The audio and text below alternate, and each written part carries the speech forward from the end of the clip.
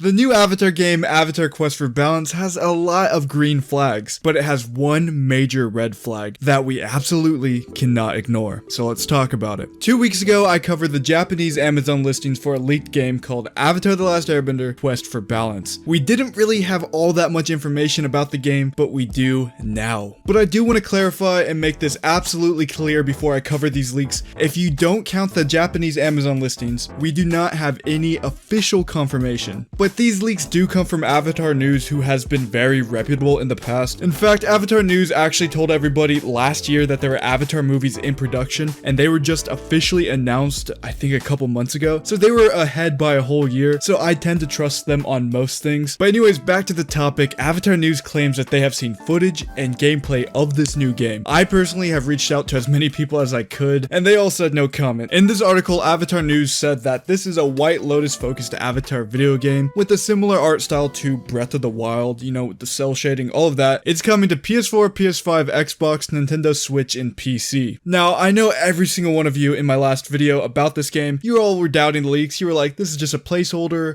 the game's not coming out, blah, blah, blah, blah, blah. But the very first line of the article states that the game is real and is in fact coming out on November 8th. From Paramount, Avatar Studios, and Game Mill, Avatar News was shown footage and a basic rundown of the game's storyline. Visually, like stated before, it looks very similar to Breath of the Wild. However, the game is not open world. Now, when I first read that, I was like, dang, that's kind of a buzzkill, because I was hoping for an open world Avatar game. That is one of my dreams to get that. But let's not lose hope yet, because everything else about this game seems really, really good. Basically, the story of the game goes like this. After the war is finally over, all of the White Lotus members get together for a game of Pai Sho, and they start telling old war stories. They tell the events of the 100-Year War and the events of Avatar The Last Airbender. Paku tells book 1, Bumi tells book 2, and finally, our boy Iroh tells book 3. We obviously get to play through all of the books ourselves. Now, before you guys get upset about another retelling of Avatar, like, we've got that so many different times, I understand, but here's why it's interesting. Iroh, Bumi, and Paku weren't there with the gang throughout the series, right? They're only there a small portion of it, so they're going to tell the stories to us from their perspectives, but their memory isn't going to be like how we experienced it. They were on the sidelines and they only got bits and pieces of it, so that means it's going to be like an alternate history of what the Avatar world is, because they're obviously not going to know it the same. This game is going to play as sort of a what if type of game. You're going to be able to play as a bunch of different characters, but Avatar News does clarify that they only saw footage of Aang. It's also stated that the game is going to be releasing on the leaked release date of November 8th. Alright, everything sounds pretty good, right? But here is the red flag, and I'm sure you guys all know what I'm talking about. The game is releasing on November 8th. That is 68 days away, and we've seen absolutely nothing. I feel like my luck, the day this video drops, we're gonna get a trailer or something like that. The perfect opportunity to announce this game was at Gamescom, but that just passed us a week ago, and it wasn't announced there. PAX West is this weekend, but I don't think they have a panel there, so it probably won't be there. So that means they can really announce it whenever they want up until that November 8th release date. But Games Mill actually kind of does this a lot. Nick All-Star Brawl was announced July 14th, and the game came out October 5th. That Nickelodeon Mario Kart ripoff game